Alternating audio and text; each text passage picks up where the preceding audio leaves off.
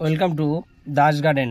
বন্ধুরা দেখুন, আজকে আমার এই একটা পুনে ভ্যারাইটিসের আগেও এর অনেক ভিডিও আমি ছেড়েছি, কিন্তু পুনে ভ্যারাইটিসের ডালটা আমার ভেঙে গেছে বলে এই ডালটা থেকে আবার আমি চারা তৈরি করে নেব। কিভাবে তৈরি করছি আপনারা দেখুন। এই যে 50% গার্ডেন সয়েল, 50% গার্ডেন সয়েল ভালো করে কাকড়টা বেছে নিতে হবে, আর 50% লিপিড 50% লিপিড নিচ্ছি। আর প্রথমে এই লিপিডের পুরো চূর্ণ না, মোটামুটি একটু পচা পাতা আগে নিচে দিয়ে নিলাম, যেটা নাকি আমি জল সোপ করার জন্য এটা আগে দেওয়া হয়। যেমন নারকেলের ছোবড়াও দেওয়া যায়, যে কোনো টালির খোলা দেওয়া যায়। আগে এটা দিয়ে নিলাম যেন জলটা নিচে না জমে, এর জন্য এটা দিয়ে নিলাম। দিয়ে এবার এটাকে আমি করব কি, এই পাতাগুলো দেখতে পাচ্ছেন, পাতাগুলো আগে আমি এইভাবে করে কেটে দেব।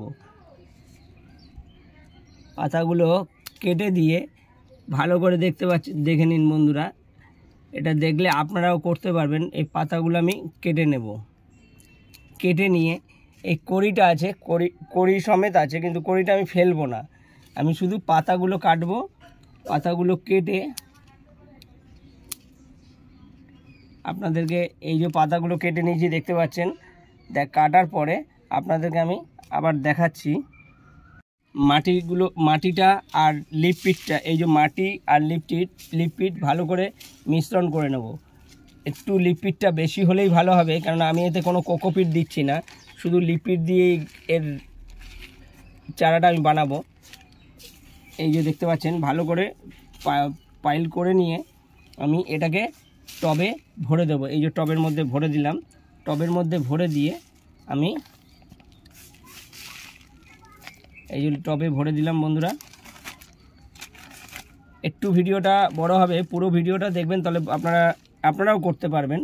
এই দেখুন, পুরো টবে ভর্তি করে দিলাম। ভর্তি করার পরে আমি এই ডালটাকে আস্তে করে এখানে বসিয়ে দেব। দুটো ডালই বসিয়ে দেবো আমি। এই যে আমার দুটো ডাল হয়েছে, দুটো ডালই বসিয়ে দেব। বসিয়ে দিয়ে আমার পরিমাণ মতো এতে জল, পরিমাণের থেকে একটু বেশি জলই দিতে হবে। এই যে মাটিটা আমি দিয়ে দিলাম।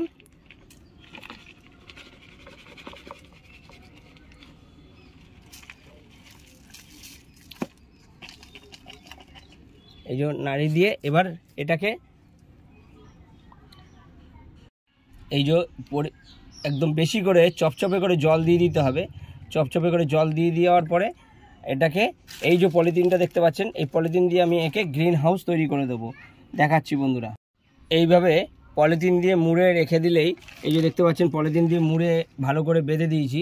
এটা 15 থেকে 20 দিন রাখলেই আপনার এই গাছ তৈরি হয়ে যাবে। আপনি দেখলেই বুঝতে পারবেন এই গাছের পাতা সতেজ হয়ে যাবে, আর গাছ থেকে এই আরও নতুন কুশি বেরোবে, তবে গাছ আপনার তৈরি হয়ে যাবে। নমস্কার বন্ধুরা, ভিডিওটি ভালো লাগলে লাইক শেয়ার কমেন্টস করবেন, প্লিজ চ্যানেলটিকে সাপোর্ট করে দেবেন।